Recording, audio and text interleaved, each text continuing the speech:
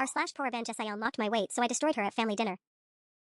The mashed potatoes felt like concrete in my mouth as my sister-in-law's voice cut through the dinner conversation like a knife. Oh, Emma, did you really need 3 servings of everything? I mean, we all want to make sure there's enough food for everyone else too. Jessica's perfectly manicured hand gestured toward my plate with mock concern, her voice dripping with that fake sweetness that made my skin crawl. The entire table went silent. 12 pairs of eyes suddenly found their wine glasses, their napkins, the centerpiece, anywhere but my burning face. My husband Mark's fork froze halfway to his mouth, and I could feel the heat of embarrassment flooding my cheeks. This was exactly why I'd avoided family dinners for the past 8 months. Jessica, Mark's mom, started weakly, but Jessica wasn't finished. I'm just worried about her health, you know? We all are. Maybe we should look into some of those meal delivery services? The portion-controlled ones? She tilted her head with that practiced look of concern that fooled absolutely no one but somehow made it impossible to call her out without looking like the crazy one. I wanted to disappear. I wanted to crawl under the mahogany dining table and never come out. Instead, I forced a smile and mumbled something about being full anyway, pushing my plate away even though I'd barely touched the pot roast I'd been looking forward to all week. This was supposed to be my comeback dinner. After months of working with a therapist and finally feeling confident enough to rejoin family gatherings, I'd spent 2 hours getting ready. I'd worn my favorite dress, the blue one that actually fit properly and made me feel pretty. I'd practiced conversations in the mirror. I'd psyched myself up for exactly this kind of situation. But nothing had prepared me for the way Jessica's words would slice through all that progress like it was tissue paper. Don't be silly, Emma. I'm just looking out for you. Family takes care of family, right? Jessica's laugh tinkled like broken glass as she turned to her husband, Mark's brother David. Tell her I'm just being helpful, honey. David shifted uncomfortably and mumbled agreement, because that's what he always did. What they all always did. Let Jessica say whatever she wanted because confronting her would make dinner awkward. Well, dinner was already awkward. I was just the only one forced to sit in it. The conversation slowly resumed around us, but I caught the pitying looks from Mark's aunts, the way his teenage cousin smirked into her phone, probably texting her friends about the family drama. My hand shook as I reached for my water glass. Mark squeezed my knee under the table, his version of support, I guess. Too little, too late, and definitely too quiet. He never stood up to his family. Never defended me when it mattered. Always smoothed things over afterward with apologies about how that's just how Jessica is and promises that it would get better. It never got better. It only got worse. As Jessica launched into a story about her latest CrossFit achievement, making sure to emphasize how discipline and self-control were the keys to fitness, I made a decision. I smiled and nodded and played the part of the gracious sister-in-law for the rest of the evening. But inside, something had shifted. Something had hardened. I was done being everyone's punching bag. Done being the acceptable target. Done pretending that keeping the peace was worth my dignity. I just had no idea yet how perfectly the universe was about to hand me my revenge. The text started 3 days later. I was at work, trying to focus on quarterly reports when my phone buzzed.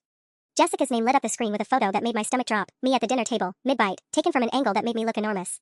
Asterisk thought you might want to see how the camera adds 10 pounds, or maybe 20. Face with tears of joy just trying to help you see what we all see. Asterisk. My hands trembled as I stared at the image. She'd actually photographed me eating. At a family dinner. Like I was some kind of zoo animal. Before I could even process that violation, another message popped up. Asterisk, maybe next time we should suggest a salad bar instead of pot roast night? Green salad just looking out for you, sis. Asterisk. I locked my phone and shoved it in my desk drawer, but the damage was done. I couldn't concentrate for the rest of the day. Every time I closed my eyes, I saw that photo, the unflattering angle, the way she'd captured me with my mouth full, the deliberate cruelty of it all. That night, Mark found me crying in our bedroom. She photographed me eating, I whispered, showing him the messages. She actually took pictures of me at your family's dinner table. Mark's face darkened as he scrolled through the texts. For a moment, I thought, finally, he was going to do something. Stand up for me. Tell his brother's wife to back off. I'll talk to David, he said finally. This is getting out of hand. But I could already hear the defeat in his voice. David would make excuses for Jessica, just like he always did. Mark would accept those excuses because confrontation made him uncomfortable. And Jessica would learn to be more subtle with her cruelty, not less cruel. The cycle would continue, and I'd still be the victim. The photo appeared on Facebook 2 days later. Not on Jessica's profile, she was too smart for that. But her sister Amy had posted it in what was supposed to be a family dinner memories album. The caption read, asterisk, love our big happy family. Everyone enjoying mom's famous pot roast. Asterisk. Except the photo was cropped to focus on me, and the comments that followed made me physically ill. Asterisk, someone's really enjoying it. Grinning face with sweat, asterisk. Asterisk, maybe a little too much enjoyment there. Asterisk. Bless her heart.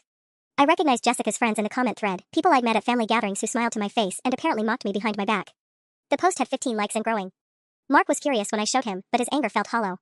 He made David call Amy to take the post down, which she did, but the screenshot was already burned into my brain. The knowledge that they'd all been laughing at me, discussing my weight, sharing photos of me like I was a joke. This has to stop, Mark said, pacing our living room. I'm going to call Jessica directly. Don't. The word came out sharper than I intended. Just, don't. Because I realized something in that moment, staring at my husband's helpless frustration. He'd been fighting this battle for me all wrong. Trying to reason with unreasonable people. Asking them politely to stop hurting his wife. But Jessica didn't respond to polite requests. She responded to power. To leverage. To consequences that actually mattered to her. And she'd just given me something much more valuable than she realized. She'd shown me exactly who she really was when she thought no one was watching. She'd revealed her cruelty, her calculated nature, her complete lack of boundaries. People who cross lines that casually usually have lines of their own they're desperate to protect. I just needed to find Jessica's. The investigation started innocently enough. I wasn't even looking for dirt on Jessica at first, I was just trying to understand her. After the Facebook incident, I couldn't sleep.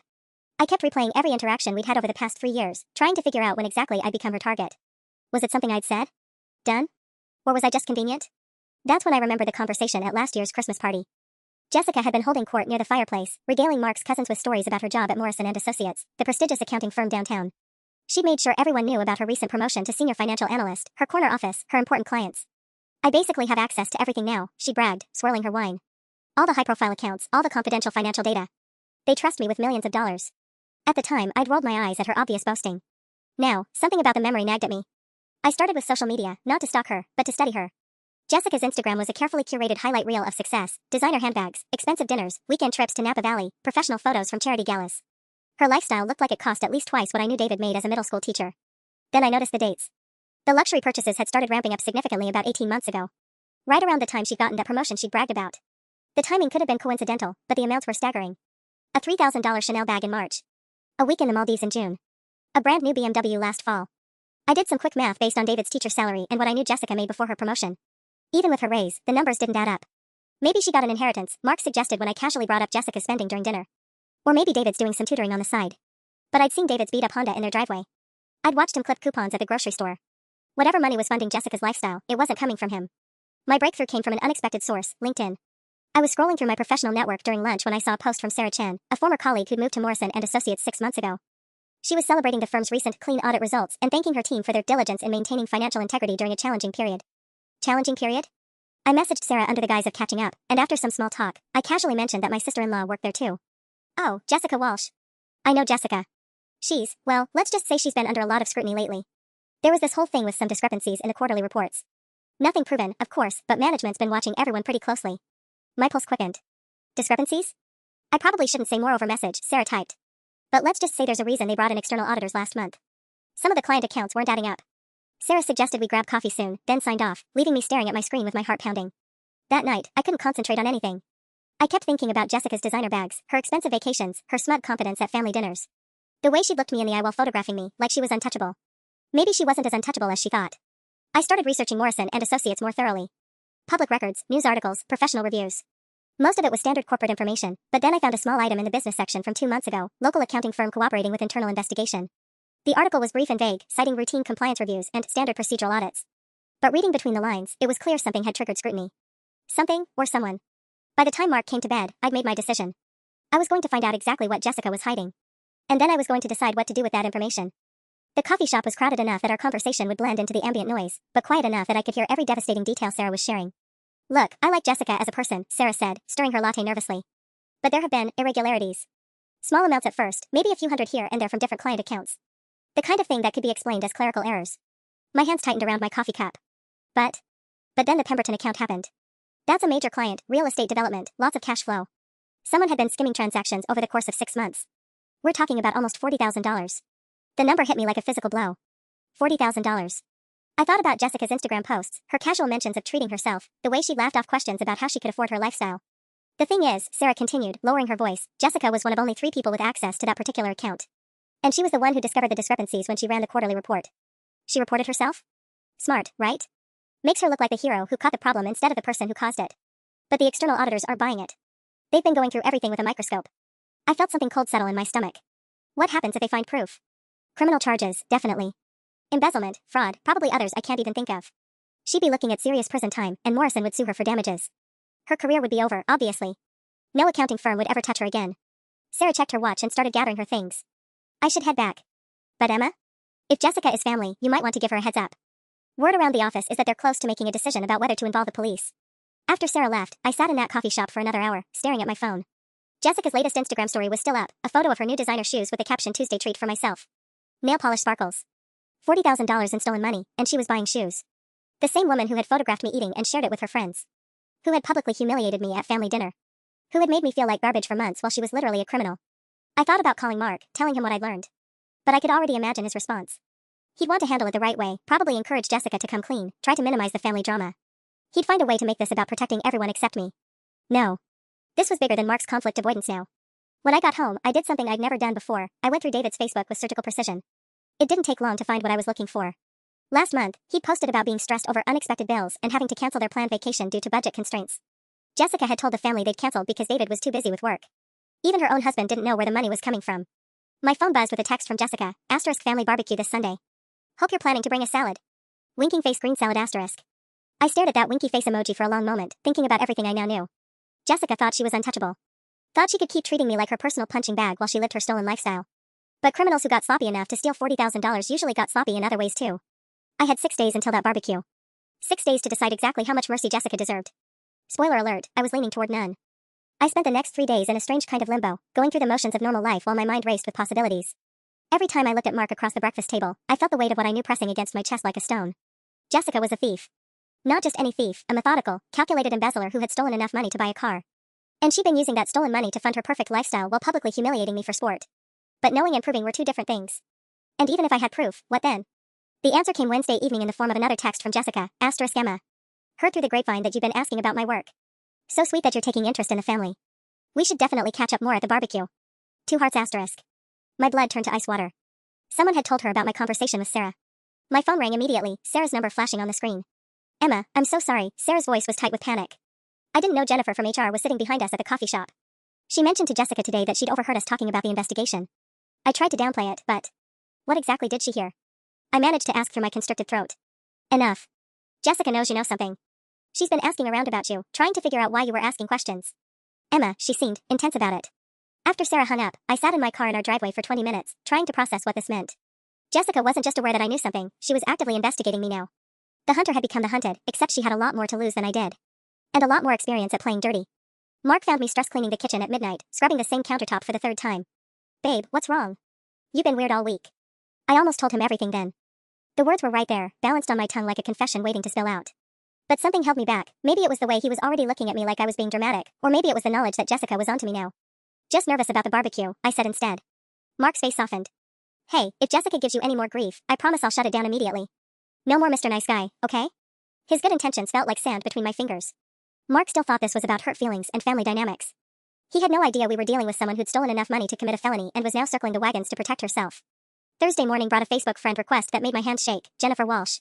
Jessica's sister Amy. The same one who'd posted that humiliating photo of me. I declined the request, but the message was clear. Jessica was mobilizing her network, trying to figure out what I knew and who I talked to. By Friday, the paranoia was suffocating. I caught myself checking over my shoulder in parking lots, screening my calls, wondering if the casual conversation with Mark's mom about weekend plans was somehow going to get back to Jessica. This was insane. I was letting a criminal make me feel like I was the one doing something wrong. That's when I realized Jessica's fatal flaw, the same arrogance that had let her steal $40,000 was making her overplay her hand now. She was so used to being untouchable that she couldn't conceive of someone like me actually being a threat. She thought she could intimidate me into silence. She was about to learn how wrong she was. Sunday's barbecue was going to be very interesting indeed. Saturday night, I barely slept. Every time I closed my eyes, I imagined tomorrow's barbecue playing out in a dozen different scenarios. In some, I confronted Jessica directly and she laughed in my face. In others, I tried to tell the family and they accused me of making things up out of spite. In the worst ones, Jessica had somehow turned everyone against me before I even arrived. By 6 a.m., I was pacing the kitchen in my pajamas, checking my phone obsessively for new messages or social media posts. Mark found me there an hour later, surrounded by printed screenshots of Jessica's Instagram posts that I'd been analyzing like evidence in a criminal case. Emma, what is all this?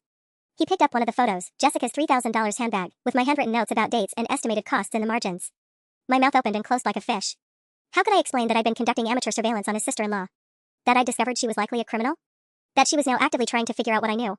I think Jessica might be in some kind of trouble at work, I said carefully. Financial trouble.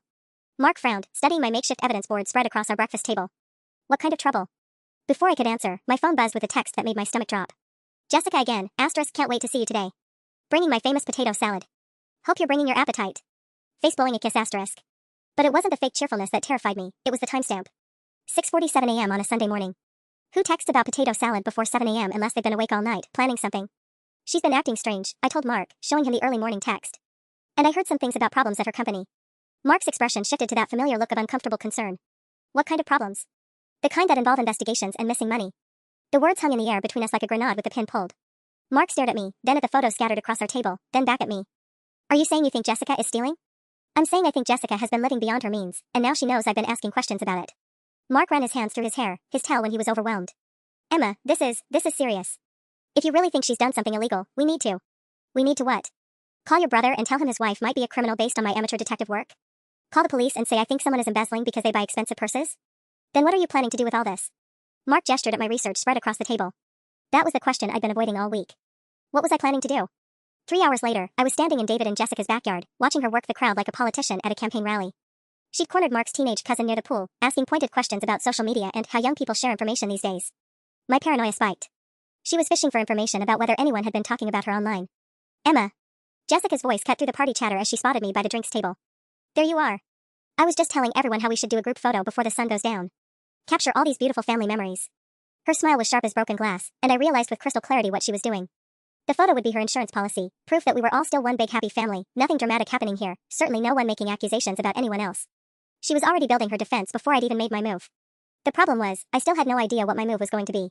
The group photo was a masterclass in psychological warfare disguised as family bonding. Jessica positioned herself directly next to me, her arm draped around my waist like we were best friends. Every time someone adjusted the camera angle, she'd squeeze tighter, her manicured nails digging just slightly into my side. Smile big, Emma, she chirped for everyone to hear. This is going on the Christmas card. The threat was crystal clear. These photos would be evidence that everything was perfectly normal between us. That I was smiling and happy and definitely not someone who would make wild accusations about embezzlement out of spite. As Mark's dad fumbled with the camera settings, Jessica leaned close to my ear. Her voice dropped to a whisper that made my skin crawl. You know, I heard the most interesting thing about people who spread rumors in small communities. How it usually says more about them than the person they're talking about. My heart hammered against my ribs, but I forced myself to keep smiling. Around us, the family chatted and laughed, completely oblivious to the psychological chess match happening in their midst. Cheese. Mark's dad finally called out, and the camera flashed. Jessica's grip on my waist tightened one final time before she released me, immediately pivoting to help Mark's mom with the dessert table. But not before she'd made her point. She knew exactly what I'd been doing, and she was ready for whatever I thought I had on her. I escaped to the bathroom, my hands shaking as I splashed cold water on my face. In the mirror, I looked pale and rattled, exactly how someone would look if they were about to make false accusations they couldn't back up. Because that was the trap I'd walked into, wasn't it? I had suspicions, circumstances, and secondhand information. But Jessica was right. Without concrete proof, anything I said would look like a personal vendetta from the sister-in-law who'd been publicly humiliated. My phone buzzed with a text from an unknown number. Heard you've been asking questions about Morrison and Associates. Might want to be careful about spreading misinformation. Professional reputations are fragile things. A concerned friend asterisk. My blood turned to ice. Jessica wasn't just ahead of me, she was actively threatening me now. And she was smart enough to do it from a burner number so there'd be no proof. I screenshot the message anyway, my hands trembling. Then I realized something that made my stomach drop even further. If Jessica was this worried about what I might know, if she was going to these lengths to intimidate me, then I was probably right about everything. Which meant I was at a barbecue with someone who'd stolen $40,000 and was now cornered. Desperate people did dangerous things. When I emerged from the bathroom, the party had shifted into late afternoon mode. Mark was manning the grill with his dad, completely absorbed in their conversation about proper burger flipping technique. David was chasing his nephew around the yard. The aunts were clustered around the patio table, gossiping about someone's divorce. And Jessica was nowhere to be seen. I found her in the kitchen, standing with her back to the doorway, talking quietly into her phone. She must have sensed me there because she ended the call abruptly and spun around, her expression shifting from worried to bright and fake in half a second. Emma. Perfect timing. I was just about to bring out the fruit salad. Could you grab those paper plates? But I'd heard enough of her conversation to catch a few key phrases: external audit, timeline moved up, and most chillingly, damage control. Jessica wasn't just stealing money, she was actively trying to cover her tracks. And my questions had apparently accelerated whatever timeline she was working with. As I mechanically grabbed the paper plates, one thought echoed in my mind: I was in way over my head, and Jessica Walsh was far more dangerous than I'd ever imagined. The barbecue was about to become the least of our problems. The paper plates scattered across the kitchen floor as my hands started shaking uncontrollably. Jessica's phone conversation replayed in my mind: damage control, timeline moved up.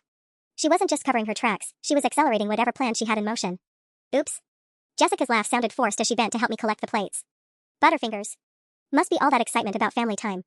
But when she handed me the stack of plates, I saw something that made my blood freeze. Her hands were shaking too. Jessica Walsh, the woman who never showed a crack in her perfect facade, who delivered cutting remarks with surgical precision, was scared.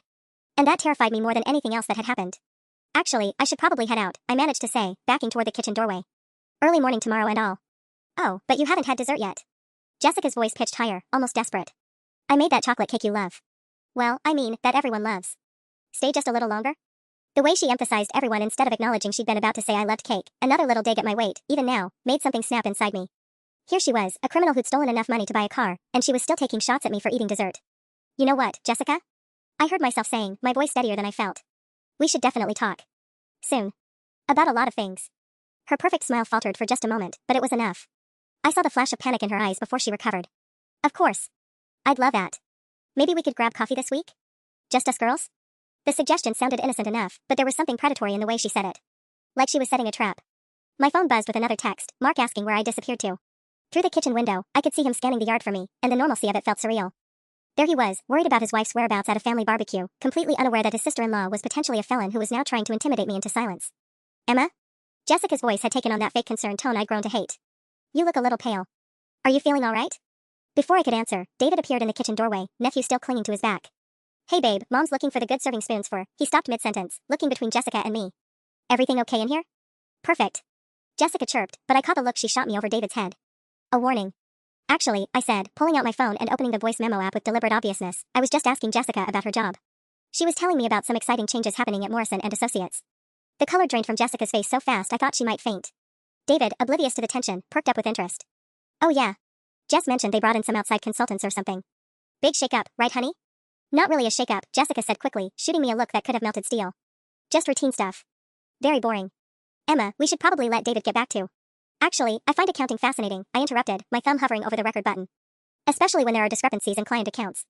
Must be so stressful when money goes missing. The kitchen went dead silent except for the distant sounds of the party outside. David's nephew chose that moment to demand juice, breaking the standoff, but the damage was done. Jessica knew that I knew. I knew that she knew that I knew. And David was starting to look confused about why his wife suddenly looked like she was going to be sick. You know what? I said, putting my phone away with a satisfied smile. I think I will stay for dessert after all. Game on, Jessica. The chocolate cake tasted like victory and terror in equal measure. I sat at the patio table, forcing myself to take deliberate bites while Jessica watched me from across the yard with barely concealed fury. She'd spent the last 20 minutes working the party like damage control, laughing too loudly at Mark's dad's jokes, complimenting his mom's potato salad, playing the role of perfect daughter-in-law. But I could see the cracks forming. Emma, honey, you're being awfully quiet, Mark's mom settled beside me with her own slice of cake. Everything all right between you and Jessica? You two seemed tense in the kitchen earlier. My fork paused halfway to my mouth. Had their conversation been that obvious? Just catching up on work stuff. You know how it is. She gave me that knowing look that mother's perfect over decades. Well, I hope you girls can work out whatever's bothering you. Family harmony is so important. Family harmony. If only she knew her precious daughter-in-law was potentially facing federal charges. My phone buzzed under the table. Another unknown number, asterisk some conversations are better had in private. Away from family. Wouldn't want anyone to get hurt by false accusations. Asterisk. My blood turned to ice. That wasn't just a threat about my reputation anymore, that was a threat about my safety. Jessica was escalating this beyond anything I'd imagined when I'd started digging into her finances. I looked up to find her staring directly at me from across the yard, her phone in her hand. She'd sent the message while surrounded by Mark's family, while playing with his nephew, while maintaining perfect eye contact with me. The boldness of it was breathtaking and absolutely terrifying. Excuse me, I mumbled to Mark's mom, heading for the house on unsteady legs. I made it to the guest bathroom and locked the door before my composure completely crumbled. My hands were shaking so badly I could barely hold my phone to call Mark, but it went straight to voicemail. Of course, he was probably helping clean up the grill. A soft knock on the bathroom door made me freeze. Emma? It's me. Jessica's voice was honey-sweet through the thin wood. Just wanted to make sure you're feeling okay. You rushed off so suddenly. I stared at the door handle, watching it turn slightly. Was she actually trying to get in? I'm fine, I called out, proud that my voice sounded steadier than I felt. Are you sure? You seemed upset about something. Maybe we should talk about what's really bothering you. The handle turned again, more insistently this time. Thank God I'd locked it. I said I'm fine, Jessica. A pause. Then her voice dropped to barely above a whisper, but I could hear every word through the door. You know, Emma, sometimes when people are struggling with their own problems, weight issues, self-esteem problems, marriage troubles, they start imagining problems with other people's lives. It's a projection thing. Very sad, really.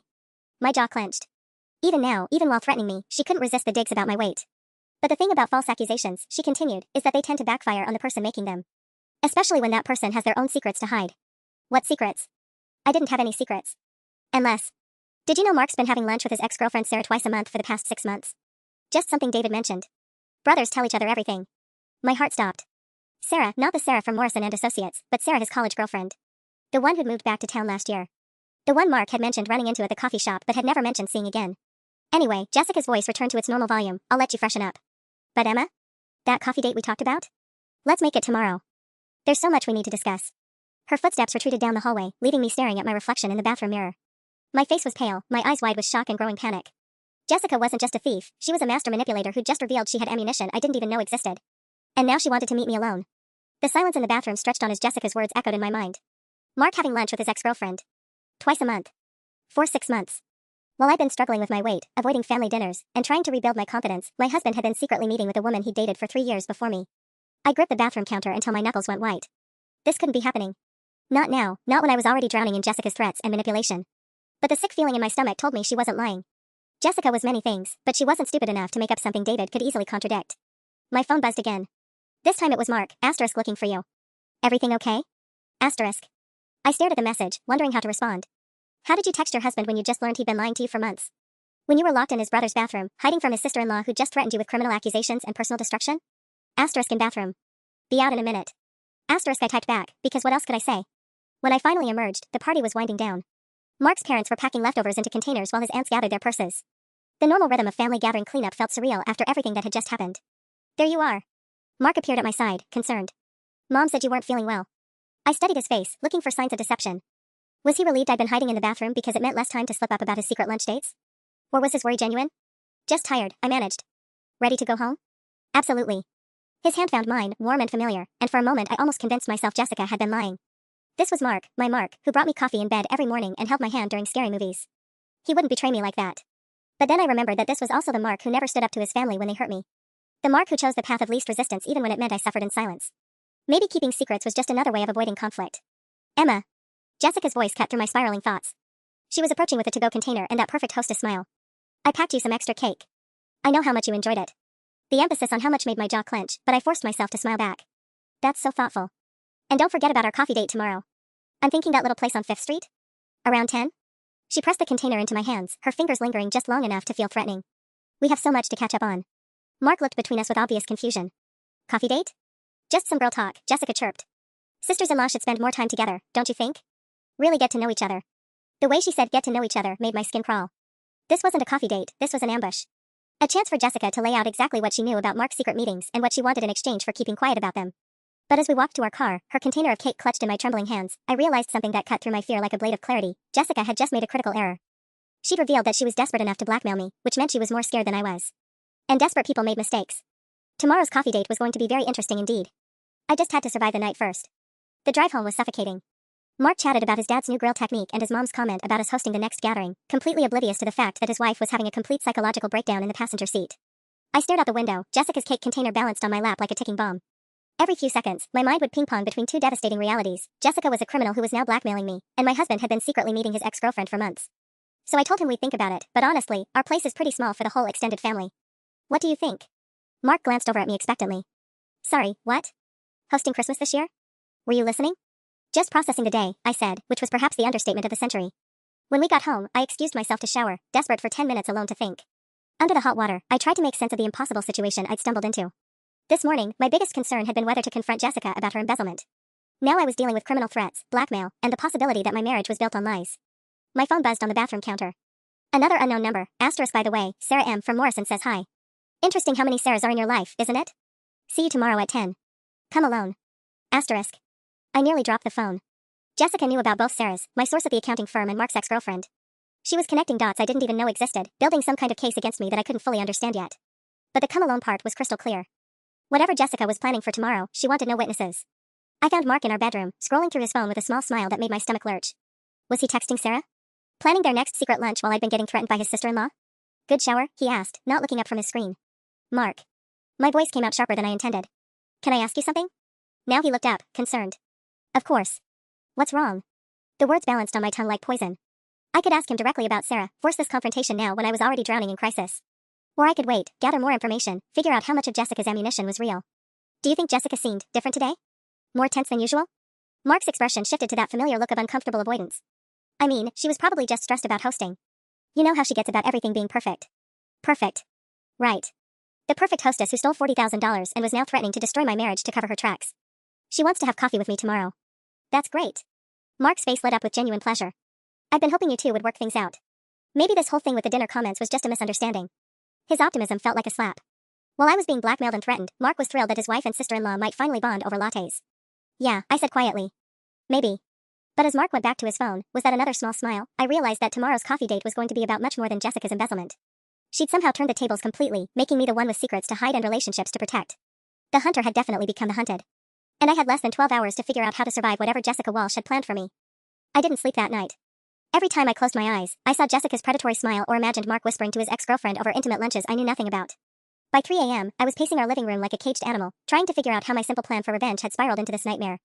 At 6 a.m., I gave up on sleep entirely and started researching. If Jessica wanted to play dirty, I needed to understand exactly what I was walking into. I pulled up everything I could find about Morrison and Associates, cross-referencing dates with Jessica's social media posts, building a timeline that made my blood run cold. The expensive purchases hadn't just started after her promotion, they'd escalated dramatically right around the time the external audit began. Jessica wasn't just stealing, she was accelerating her theft because she knew she was running out of time. The Maldives trip, the BMW, the designer bags, it all looked like someone liquidating stolen assets before the walls closed in. But the most chilling discovery came at 7:30 a.m. when I found a cached version of Jessica's LinkedIn profile from 6 months ago. Her job title was different, senior financial analyst instead of lead financial coordinator. She'd been demoted, not promoted. Everything she'd bragged about at Christmas had been a lie to cover up the fact that she was already under suspicion. My hands were shaking as I screenshot everything. Jessica wasn't just desperate, she was cornered, facing prison time, and apparently willing to destroy anyone who threatened to expose her. Including me. You're up early. Mark's voice made me jump. He stood in the kitchen doorway in his pajamas, hair sticking up, looking concerned. Couldn't sleep? Just anxious about today. The understatement of the year, but technically true. Mark moved closer, and I caught a whiff of his cologne, the expensive one he only wore for special occasions. Why was he wearing cologne to make breakfast on a Monday morning? About coffee with Jessica? Babe, I know she can be intense, but this is a good thing. You two working out your differences will make everything easier for the whole family. There it was again, that naive optimism that made me want to scream. Mark genuinely believed this was about hurt feelings and family drama. He had no idea his sister-in-law was a criminal who'd spent the night crafting threats designed to tear our marriage apart. Mark, I started carefully, what would you do if someone in your family was in serious trouble? Legal trouble? His expression shifted, becoming guarded. What kind of trouble are we talking about? Hypothetically. If someone you cared about had done something really wrong, but exposing it would hurt innocent people too. Mark was quiet for a long moment, studying my face with an intensity that made me uncomfortable. Is this about Jessica? Emma, if you know something. My phone buzzed, cutting him off. Jessica, right on schedule, asterisk looking forward to our chat. Oh, and I mentioned to David that you've seemed worried about Mark lately. About how distant he's been. He thought Mark might appreciate knowing how observant and caring you are. See you at 10. Hot beverage asterisk. The message hit me like a physical blow.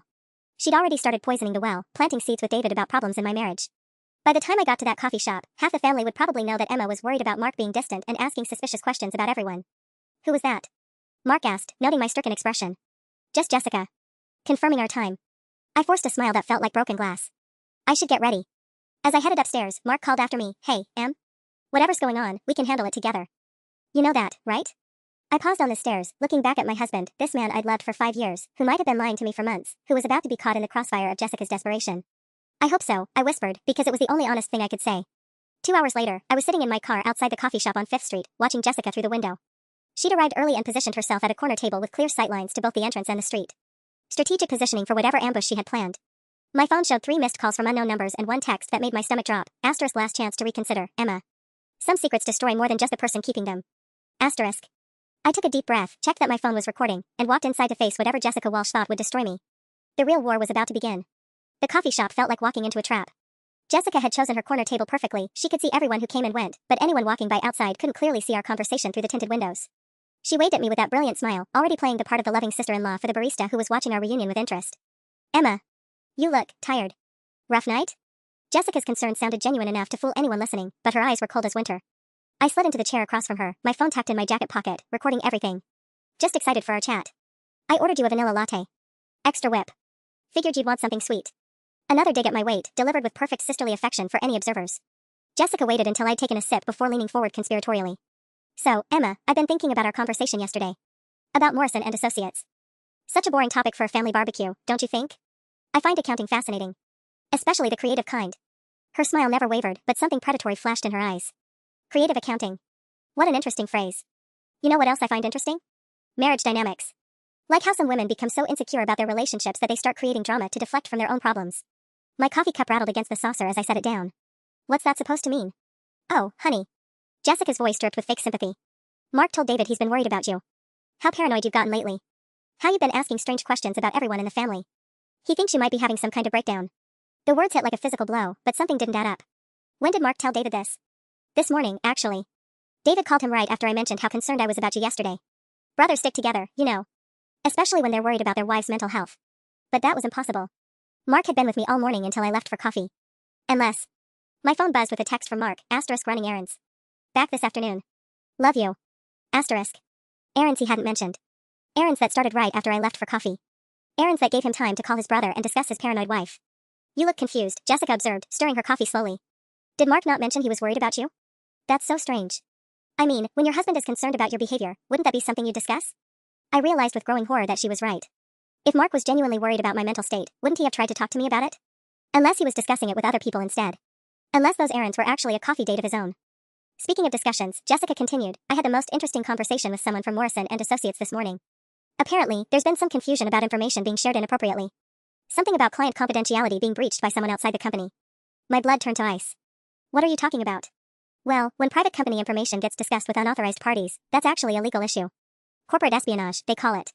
Especially when someone tries to use that information to damage an employee's reputation. Jessica's smile was razor-sharp now. The penalties can be quite severe. She was turning everything around, making me the criminal for investigating her crimes. But before I could respond, my phone rang. Mark's name flashed on the screen. Answer it, Jessica said sweetly. I'd hate for Mark to worry when he can't reach his wife. I hesitated, knowing this was part of her plan but unable to ignore my husband's call. Hey babe, Mark's voice sounded strained. Listen, David just told me something that's got me really concerned. Can we talk when you get home? Jessica watched me with the expression of a cat cornering a mouse, waiting to see how I'd handle the next move in her perfectly orchestrated game of destruction. Of course we can talk, I managed to say into the phone, my voice steadier than I felt. I'll be home soon. Emma. Mark's voice carried a weight I'd never heard before. Just, be careful, okay? David said some things that don't make sense, but I need to hear your side. The line went dead, leaving me staring at my phone while Jessica watched with barely concealed satisfaction. Marriage is such a delicate thing, she mused, taking another delicate sip of her coffee. Built on trust, communication, honesty.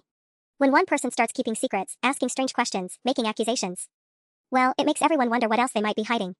My recording app was still running, capturing every word of her manipulation, but Jessica was too smart to say anything explicitly incriminating. She was destroying me with implications and suggestions, letting other people draw their own conclusions. You know what the sad thing is, Emma? I actually felt sorry for you at first. The weight struggles, the social anxiety, Mark's obvious frustration with your behavior lately. I thought maybe we could be friends. Until I started asking about your job. Until you started spreading malicious gossip based on conversations you had no business having. Jessica's mask slipped for just a moment, revealing something ugly underneath.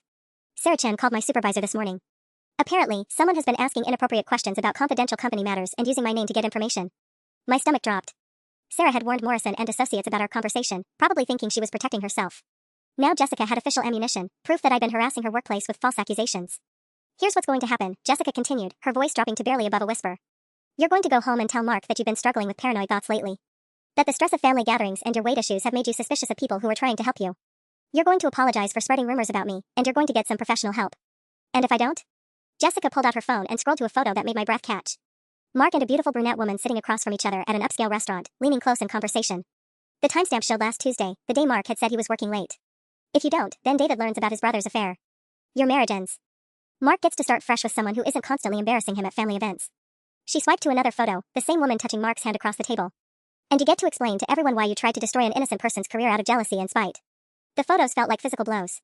Even if Mark's meetings with Sarah were innocent, networking, friendship, whatever, these images told a different story.